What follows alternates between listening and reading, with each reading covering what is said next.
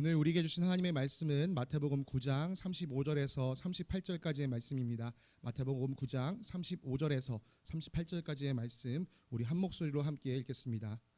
예수께서는 모든 도시와 마을을 두루 다니시면서 유대 사람의 여러 회당에서 가르치며 하늘나라의 복음을 선포하며 온갖 질병과 온갖 아픔을 고쳐주셨다. 예수께서 무리를 보시고 그들을 불쌍히 여기셨다. 그들은 마치 목자 없는 양과 같이 고생에 지쳐서 기운이 빠져 있었기 때문이다. 그래서 제자들에게 말씀하셨다. 추수할 것은 많은데 일꾼이 적다. 그러므로 너희는 추수하는 주인에게 일꾼들을 그의 추수밭으로 보내시라고 청하여라. 아멘. 자리에 앉으시겠습니다. 샬롬. 주님의 평강이 사랑하는 성도님들의 삶에 가득하시기를 간절히 기도합니다. 어느덧 한 해의 또 마지막인 12월 달이 시작되었습니다. 벌써 12월이 시작한 것도 한 주가 지나갔습니다. 12월 이제 겨울이 시작되었다는 것을 알려주듯이 화요일부터는 갑자기 추워지더니 목요일 밤에는 눈이 많이 내렸었습니다. 한 해의 끝을 바라보면서 우리의 삶에도 그리고 이 세상에도 끝이 있다라는 것을 생각하고 또 그 끝을 준비하는 지혜가 우리 가운데 가득하기를 간절히 원합니다. 우리가 어제까지 느헤미야서를 살폈고요. 오늘부터는 이제 묵상하는 말씀이 시편으로 넘어갑니다. 남은 기간에는 시편과 또 유다서, 우리가 미가서 등을 함께 살필 예정인데요. 오늘 본문 우리가 묵상해야 될 본문은 시편 137편입니다. 이것은 집에 돌아가셔서 꼭 한번 길지 않으니까요. 꼭 한번 읽어보시기를 여러분들에게 권면드립니다. 오늘은 우리가 예수님께서 우리에게 맡기신 일에 대해서 함께 생각해 보기 원합니다. 오늘 우리가 함께 읽은 이 마태복음 9장의 말씀은 예수님의 초기 사역, 우리가 예수님의 공생애를 3년으로 잡는데 이 3년 가운데 초기 사역을 정리하는 본문이라고 할 수 있습니다. 예수님께서 요단강에서 침례 요한을 만나서 침례를 받으신 다음에 40일간 광야에 머무르시며 금식하셨습니다. 그리고 그 40일이 끝나신 뒤에 사탄의 시험을 3번 받으셨습니다. 그 시험을 통과하신 후 본격적으로 복음 전파 사역을 시작하셨습니다. 이때부터 우리가 흔히 말하는 예수님의 공생애가 시작되었다라고 이야기합니다. 초기 예수님은요, 유다와 예루살렘 지역에서 복음을 선포하셨습니다. 그러나 침례 요한이 헤롯에 의해 체포되고 또 점차 많은 사람들이 예수님을 따른다는 소문이 이 바리새파 사람들 귀에 들어가게 되자 예수님은 사역지를 갈릴리로 옮기게 되셨습니다. 침례 요한처럼 내가 투옥될 것을 두려워하거나 혹은 바리새파 사람들이 나를 해할 것을 두려워하신 것이 아니라 아직 하나님의 때가 이르지 않았기 때문에 그 때를 기다리기 위해 갈릴리로 가신 것이죠.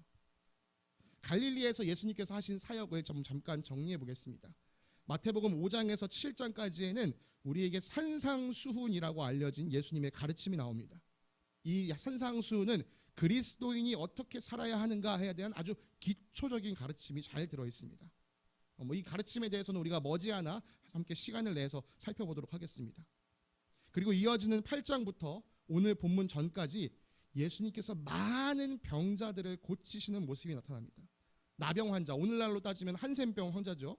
나병 환자를 고쳐주시는 모습, 또 백부장의 종을 고쳐주시는 모습, 베드로 장모의 열병을 고쳐주시고 또 그 마을에 몰려오는 수많은 병자들을 고쳐주신 모습, 귀신 들린 2사람을 고쳐주신 이야기, 또 중풍병 환자를 고치신 이야기, 12년 동안 혈루증을 앓았던 여인이 예수님의 옷자락을 만지자 병이 나았다는 이야기, 또 회당장 야이로의 딸을 죽음에서 살리신 이야기, 눈먼 사람을 고치시고 말 못하는 사람의 입을 열어주신 이야기 등등 이 8장과 9장에는 예수님이 일으키신 놀라운 치유와 회복의 이야기들이 가득 기록되어 있습니다. 그런 일들에 대해서 이야기하고 오늘 본문이 이렇게 주어집니다. 예수께서는 모든 도시와 마을을 두루 다니시면서 유대 사람의 여러 회당에서 가르치시며 하늘나라의 복음을 선포하며 온갖 질병과 온갖 아픔을 고쳐주셨다. 네, 예수님께서는 갈릴리 지역에 계시는 동안 모든 도시와 마을을 두루 다니셨습니다. 여러분, 예수님께서 자기에게 맡겨주신 일을 대충 쉬엄쉬엄 한 게 아니라 정말 쉬지 않고 열심을 내어 하셨다는 것을 볼 수 있습니다. 모든 도시, 모든 마을을 돌아다니기 위해서 예수님은 정말 열심히 돌아다니셨습니다.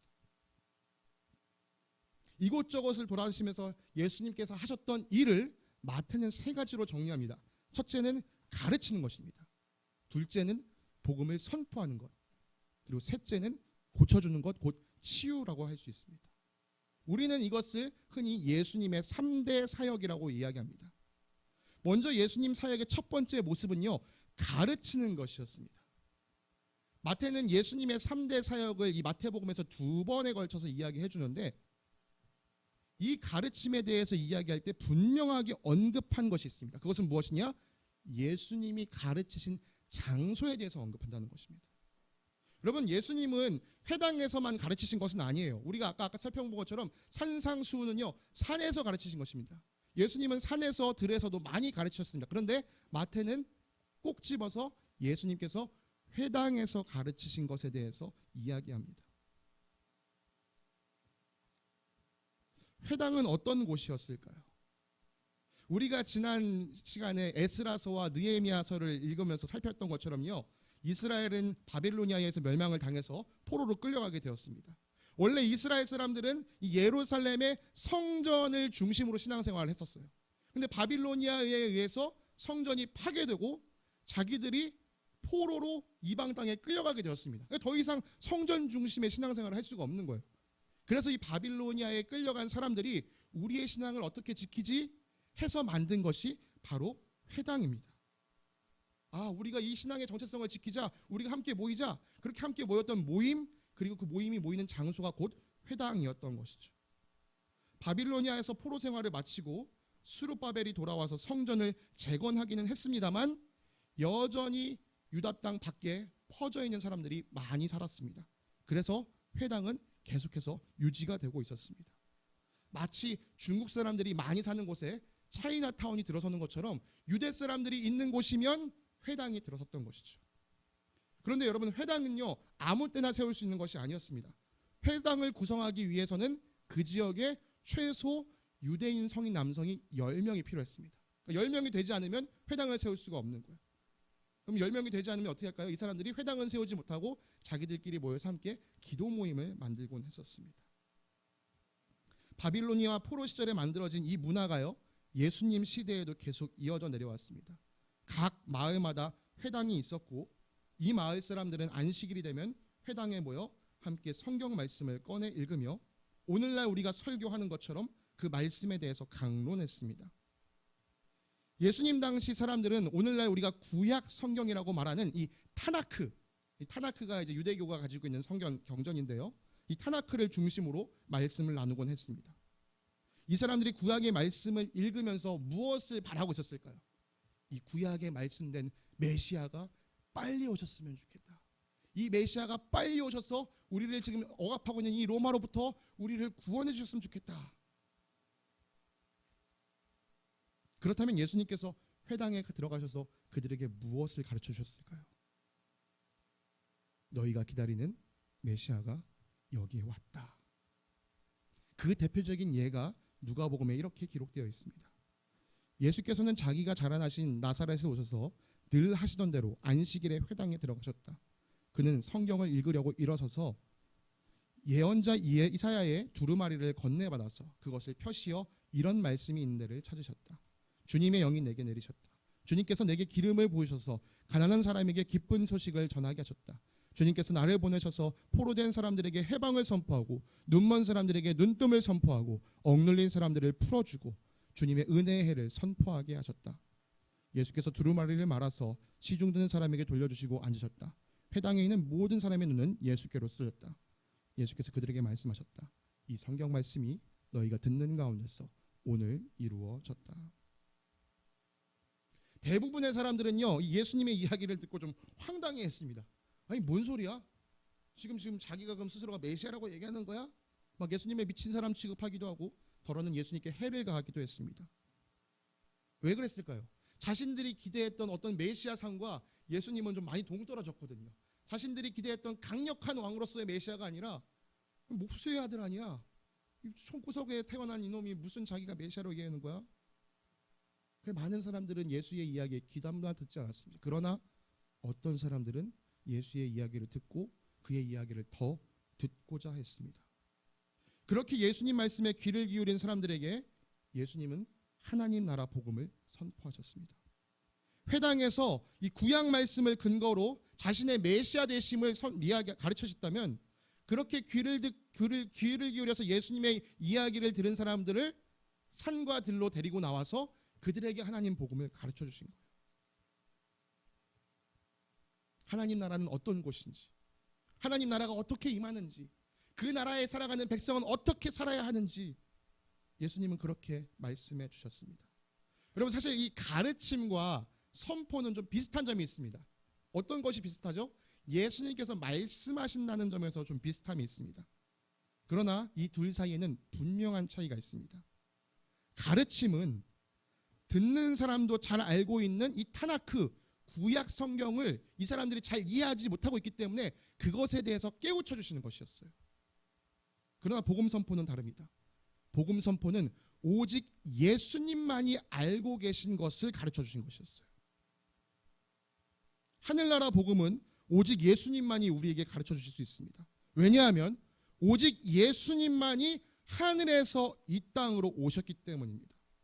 아무리 뛰어난 유대교 지도자, 율법 학자나 제사장, 혹은 하나님의 계시를 받은 선지자나 예언자라고 할지라도 그들은 하나님께서 그들에게 계시하여 주신 것만큼만 알 수 있습니다. 그 이상은 알 수 없어요. 그러나 예수님은 어떻죠? 하늘에 계셨던 분이십니다. 그분은 하늘에 계신 모든 것을 알고 계셨던 분이에요. 그분이 직접 오셔서 복음을 우리에게 선포하여 주신 것이죠. 그래서 하늘나라 복음은 오직 예수님만이 우리에게 알려줄 수 있었습니다. 여러분, 니고데모를 혹시 기억하십니까? 예수님 시대에 있었던 유대교 종교 지도자 중에 한 사람이었습니다. 아주 높은 사람이었어요. 이 사람은 하나님 나라에 대해서 아주 열심히 연구했던 사람이었습니다. 그런데 그조차 예수님과 하나님 나라에 대해서 이야기할 때 전혀 예수님 말씀을 알아듣지 못하는 모습을 보입니다. 그래서 예수님께서 그에게 이렇게 말씀하시죠. 너는 이스라엘 선생이면서 이런 것도 알지 못하느냐. 내가 진정으로 너에게 말한다. 우리가 아는 것을 말하고 우리가 본 것을 증언하는데 너희는 우리의 증언을 받아들이지 않는다. 내가 땅의 일을 말하여도 너희가 믿지 않거든. 하물며 하늘의 일을 말하면 어떻게 믿겠느냐. 하늘에서 내려온 이 곧 인자밖에는 하늘로 올라간 이가 없다. 여기서 인자로 표현된 사람은 예수님을 의미합니다. 예수님은 하늘에서 내려오신 유일한 분이십니다. 그래서 그분만이 하늘나라의 일에 대해서 정확하게 알려주실 수 있는 것이죠. 그래서 우리는 예수님께서 하늘나라 복음을 가르쳐 줬다라고 말씀하지 않고 선포하셨다라고 합니다. 선포된 것을 우리는 믿음으로 받아들이는 것이죠. 마지막으로 표현된 예수님의 사역은 치유입니다. 온갖 질병과 아픔, 심지어 귀신 들린 영적으로 고생하는 사람들까지도 예수님을 만나고 자유함을 얻었습니다. 아까 8장에서 9장에 걸쳐 기록된 나음받은 사람들에 대해서 말씀드렸죠. 그들이 가졌던 질병 중에는 이 질병이 정말 나을 수 있을까 싶은 정도의 질병들도 있어요. 그런데 그런 사람들이 예수님으로 인하여 나음을 입게 되었습니다. 그렇게 사람들이 기적적으로 낫는 모습을 바라보면서 예수님을 따르던 사람들이 예수님이 진짠가 보다. 이 정도의 기적을 일으킬 정도면 예수님이 정말 하나님이 보내신 분이 맞나 보다. 이렇게 믿게 되었습니다. 이렇게 예수님께서 모든 도시와 마을을 두루 다니시면서 많은 사람들을 만나셨습니다. 그리고 많은 사람들을 만난 예수님 마음에는 이런 마음이 들었습니다. 예수께서 무리를 보시고 그들을 불쌍히 여기셨다. 그들은 마치 목자 없는 양과 같이 고생에 지쳐서 기운이 빠져 있었기 때문이다. 모든 도시, 모든 마을을 돌아다니면서 사람을 만나신 예수님 마음 가운데 든 것이 무엇이었냐? 불쌍한 마음이에요. 예수님이 보시기에 이스라엘 사람들, 유대 사람들이요 마치 목자가 없는 양처럼 보였습니다. 목자가 없는 양. 우리는 사실 오늘 이 목축업에 익숙하지 않기 때문에 이게 다 와닿지 않지만 이 당시 유대 사람들은 이 목축업이 주변에서 널려서 펼쳐진 일이었습니다. 그러니까 주변만 돌아보면 양 소리를 들을 수 있는 환경이었어요. 이 사람들은 이야기를 딱 듣자마자 목자가 없는 양 얼마나 불쌍한 처지인가. 여러분, 목축하는 양, 야생 양 말고요. 목축하는 양만큼 타인의 의존적인 동물이 없다고 합니다. 양들은 시력이 좋지 않다고 알려져 있습니다. 거의 한 1, 2m 것밖에 분간하지 못한다고 하더라고요. 그래서 양들은 눈앞에 무엇이 움직이면 저거를 따라가야 하는가 보다 하고 막 따라간다고 합니다. 그래서 양들이 자기 앞에 있는 양 궁뎅이를 보면서 같이 따라가는 거예요. 시력이 나쁜 탓에요. 이 양들은 방향 감각도 많이 떨어진다고 합니다. 어떤 경우에는 앞에 낭떠러지가 있음에도 불구하고 그게 낭떠러진지 모르고 저쪽으로 가야 되나 보다 하고 가다가 여기 낭떠러지네 하고 멈춰 서려고 해도 뒤에 오는 양에게 밀려가지고 그대로 낭떠러지에 떨어지는 경우가 많다고 해요. 심지어 양은 다리가 단단하지 않아서 넘어질 때가 많이 있고 스스로 일어서지 못하는 경우도 허다하다고 합니다. 이런 양들이 푸른 초장과 쉴만한 물가로 가기 위해서는요, 반드시 목자의 인도가 있어야 합니다. 양들이요, 이 시력은 그렇게 좋지 못한데요, 그 대신에 뛰어나게 발달되어 있는 감각이 하나 있습니다. 그것은 자기 목자의 소리를 구별할 줄 안다는 거예요. 제가 예전에도 영상을 한번 보여드린 적이 있는데요, 여러분, 양들이요, 자기 목자가 내는 소리에만 반응을 합니다. 누가 소리를 내도 이 내 목자 소리가 아니네, 반응하지 않아요. 똑같은 소리를 내도. 그러나 내 목자가 딱 소리를 내면 이거 나를 푸른 초장으로 인도해주는, 나를 쉴만한 물가로 인도해주는 목자의 소리구나 하고 그 목자의 소리를 듣고 따라간다는 것이죠. 목소리를 듣고서 이 목자가 나를 인도해 줄 거야, 그걸 믿고 나아가는 것이죠. 그런데 예수님 보시기에 지금 이스라엘은 그렇게 인도해 줄 목자가 없는 거예요. 다시 말해서 이 이스라엘 백성들이 누구의 말을 듣고 따라야 할지 완전히 혼란스러운 상황에 놓여 있었습니다. 그런 상황이 주는 그런 상황 때문에 이 사람들이 영적으로 메말라 있고 목마르고 굶주려 있는 것을 보았습니다. 너무나도 굶주려서 어떻게든 살아야지 하고 누군가를 쫓아가지만 쫓아가는 그 사람조차도 앞을 보지 못하는 양입니다. 예수님 보시기에 이들은요, 기진맥진한 상태에 있었어요. 예수님께서 이들을 불쌍히 여기셨다라고 말하는 이 단어는 스플랑크니조마이라고 하는 단어입니다. 스플랑크니조마이라는 단어는요, 내장이 움직인다는 사실 뜻을 가지고 있습니다. 우리말로 표현하자면 사실 애가 타다라는 표현으로 할 수 있을 것 같아요. 여기서 여기 애는 애기가 아닙니다. 애는 이 창자를 나타내는 옛 말입니다. 창자가 타는 것 같은, 창자가 막 부들부들 떨리는 것 같은, 고생에 지친 사람들을 향해 마음이 너무나 애 같아서 불붙는 것 같아서 이들을 어떻게 해야 될까? 그 애타는 마음으로 예수님이 제자들에게 이렇게 말씀하십니다. 추수할 것은 많은데 일꾼이 적구나. 그러므로 너희는 추수하는 주인에게 일꾼들을 그의 추수밭으로 보내시라고 청하여라. 여기서 추수는 영혼의 구원의 때를 상징하는 말입니다. 예수님은 추수라는 비유를 통해서 마지막 때의 영혼 구원에 대해서 말씀하신 적이 많이 있습니다. 즉 예수님 보시기에 지금 구원이 필요한 사람들이 너무나도 많은데 이들을 구원의 길로 인도할 사람이 없다라고 보신 것이죠. 네, 이 시대에는 이 일을 감당하고 있는 분이 예수님 자신밖에 없었습니다. 예수님처럼 하나님 나라의 복음을 전해서 그 복음을 듣고 구원에 이르게 할 사람이 더 필요했던 거예요. 그래서 예수님이 제자들에게 명하십니다. 너희는 추수하는 주인에게 일꾼들을 밭으로 보내달라고 청해라. 여기서 추수하는 주인은 누구일까요? 하나님 아버지를 의미합니다. 너희가 하나님 아버지에게 기도하여서 이 세상 가운데 복음을 전할 일꾼을 세워달라고 기도해라, 간구해라. 선생님께서 그렇게 지시하셨으니까 제자들이 어떻게 했겠습니까?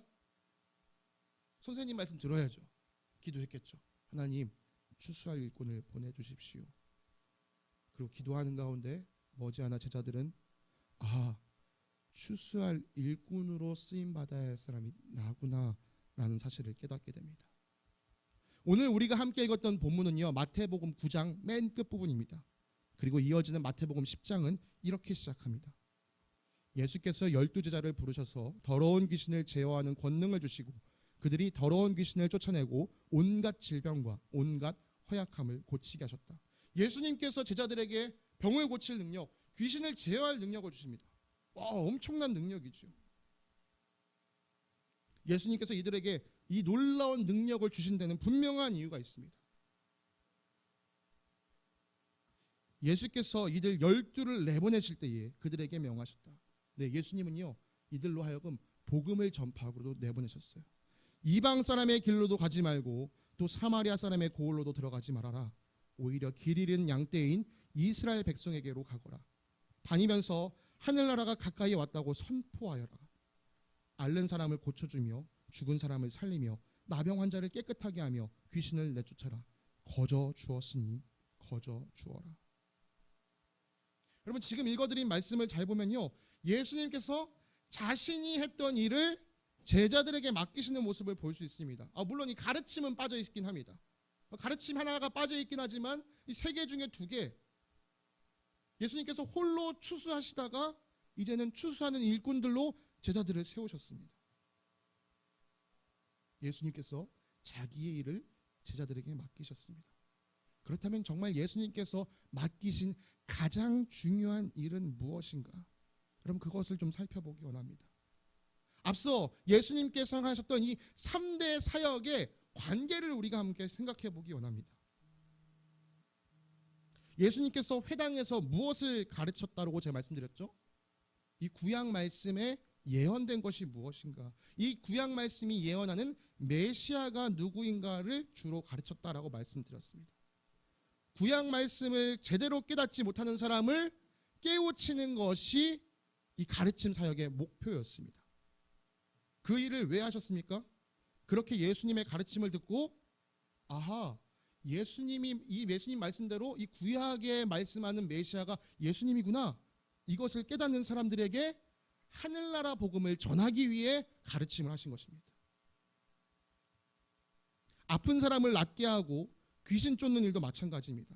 예수님께서 단순히 병을 고쳐주시고 귀신을 내쫓아 주시는 게 목적이 아니었습니다. 이 치유 사역은 예수님이 전하는 하늘나라가 이미 이 땅 가운데 임하였다, 메시아인 내가 이곳에 왔으니 이 하늘나라가 임한 것이다 라는 것을 보여주는 증거였습니다. 마찬가지로 제자들에게 귀신을 제어할 능력, 병을 내쫓을 권능을 주신 것은요, 그 사람들을 고쳐주는 것 자체가 목적이 아니라 제자들이 전하는 하나님 나라가 진짜구나 라는 것을 확증해 주는 것이었습니다. 다시 말해서 예수님의 가르침 사역도 또 치유 사역도 무엇을 위한 것이었냐? 곧 하나님 나라 복음을 선포하기 위한 것이었습니다. 그러니까 예수님께서 하셨던 가장 중요한 사역은요, 최종적인 사역은요, 하늘나라 곧 하나님 나라 복음을 선포하는 것이었고, 그것이 제자들에게 맡겨진 가장 중요한 사역이었다라고 할 수 있습니다. 제자들에게 맡겨진 가장 중요한 사역이 복음 전파였다는 사실은 마태복음과 또 사도행전을 통해서 우리가 살펴볼 수 있습니다.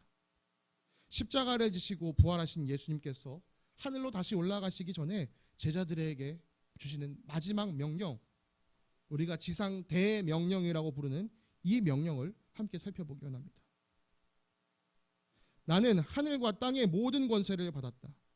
그러므로 너희는 가서 모든 민족을 제자로 삼아 아버지와 아들과 성령의 이름으로 침례를 주고 내가 너희에게 명령한 모든 것을 그들에게 가르쳐 지키게 하여라. 보아라, 내가 세상 끝날까지 항상 너희와 함께 있을 것이다. 여기서 예수님께서 제자들에게 명령하신 것이 네 가지가 있습니다. 가라, 제자 삼아라, 침례를 줘라, 가르쳐 지키게 해라. 이 문장을요, 성경이 원래 기록되어 있던 헬라어로 살펴보면요, 이 동사들 간에 분명한 관계가 드러납니다. 왜냐하면 이 네 가지 중에 하나만 실제로 동사로 쓰여 있고 나머지는 이 동사를 보조하는 분사의 형태로 되어 있기 때문입니다. 여러분 보시기에는 어떤 것이 예수님 명령의 주된 동사라고 보여지시나요? 사실 이 한글 번역으로 보면은 가르쳐 지키게 하라, 이게 마지막에 있기 때문에 이게 주된 동사처럼 보이지만 실제 원문에서는 제자를 삼아라, 이것이 가장 주된 이야기입니다. 너희가 복음을 들을 자들에게 찾아가고 그 중에서 너희가 전하는 복음을 받아들인 사람들에게 침례를 주고 침례를 받은 사람들이 내가 너희에게 명령한 것을 가르쳐줘서 그들이 너희처럼 제자가 되어 지키게 해라. 예수님은요, 제자들을 통해서 또 다른 제자들이 세워지기를 바라셨습니다. 여러분, 예수님의 제자가 되기 위한 가장 중요한 필수 조건이 무엇입니까? 바로 예수 그리스도를 믿고 따르는 것입니다. 예수님을 그저 한 시대를 풍미했던 엄청난 도덕교사, 율법교사 이렇게 여기는 것이 아니라 예수님이야말로 진짜 나를 구원할 구원자로 믿고 따르는 것이 제자로서의 필수 조건입니다. 그래서요, 명령을 받은 사도들이 무엇에 초점을 맞췄습니까? 그들은요, 예수님을 전하는 일에 초점을 맞췄습니다. 그들은 날마다 성전에서 그리고 이 집 저 집에서 쉬지 않고 예수가 그리스도임을 전했습니다. 사실 오늘 우리가 있는 이 세 번역은 번역이 조금 아쉽습니다. 지금 이 세 번역은 어떻게 되어 있죠? 쉬지 않고 가르치고 예수가 그리스도임을 전하였다. 이 가르치고와 전하였다를 두 개로 분리하고 있는데요. 사실 대부분의 번역은, 지금 원문은 그렇게 되어 있지 않습니다.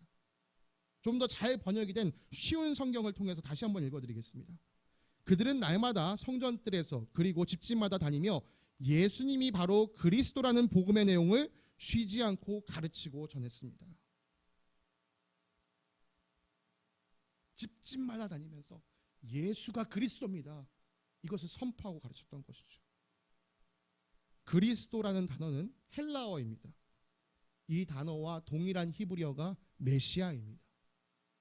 이 뜻은 기름 부음 받은 자라는 뜻을 가지고 있죠. 그리고 이것이 유대인들 사이에서는 구원자라는 뜻으로 사용되었었습니다. 제자들은요, 자신들이 전한 복음의 내용, 곧 예수가 우리의 그리스도시다, 예수가 메시아이다, 예수가 구원자이다 라고 선포하고 그것을 받아들인 사람들에게 침례를 베풀고 그들에게 예수님께서 가르쳐 주신 내용을 가르쳐서 지키게 했습니다. 그렇게 해서 그들이 또 다른 제자로 세워지게 했습니다. 결국 그 핵심은 무엇입니까? 복음입니다. 예수가 그리스도이심을, 구약 성경에 나타났던 그 메시아가 예수임을, 우리를 구원하시는 분이 예수임을 선포하는 것. 물론 제자들도요, 예수님이 떠나가신, 승천하신 이후에 회당에서 계속해서 율법 주도자들과 논쟁하면서 구약 성경을 제대로 가르쳐줘야 했고, 또 제자들은 병자를 고쳐주는 일도 종종 하기도 했었습니다. 그러나 그 모든 것의 귀결점은 예수 그리스도를 선포하는 것으로 맞춰졌습니다. 여러분, 우리가 행하는 모든 일 뒤에는 예수 그리스도를 선포하는 일이 있어야 합니다. 예수님께서 여러 가지 어려움을 겪는 이스라엘 백성을 보시면서 가졌던 마음은 불쌍한 마음, 안타까움이었습니다. 그들이 목자 없는 양처럼 또 따라다니며 기진맥진한 모습을 보면서 속이 많이 상하셨습니다. 예수님께서는요, 이 문제를 근본적으로 해결하기 위해 제시한 것이 복음이었습니다. 현실에서 겪고 있는 여러 가지 문제를, 그 문제들을 당장 해결해 주는 일도 분명 중요한 일이지만, 여러분, 그 문제가 해결된다고 해서 인생의 모든 문제가 해결되는 것은 아닙니다. 그리고 우리 인생에는 반드시 해결해야 할 가장 중요한 문제가 있습니다. 그것은 바로 영원히 멸망당할 위기에 놓여 있는 이 문제를 해결하는 것이죠. 이 문제를 해결하는 해답은 오직 우리 주 예수 그리스도에게 담겨 있습니다. 그렇기 때문에 예수님은 가장 중요한 이 복음을 전하는 사역을 제자들에게 남겨주셨습니다. 예수님의 제자들이 또 다른 제자들을 세우고, 그렇게 세워진 제자들이 또 다른 제자를 세우고, 그 제자들이 또 다른 제자를 세워서 2000년의 역사를 거슬러 오늘 우리가 예수님의 제자가 될 수 있었습니다.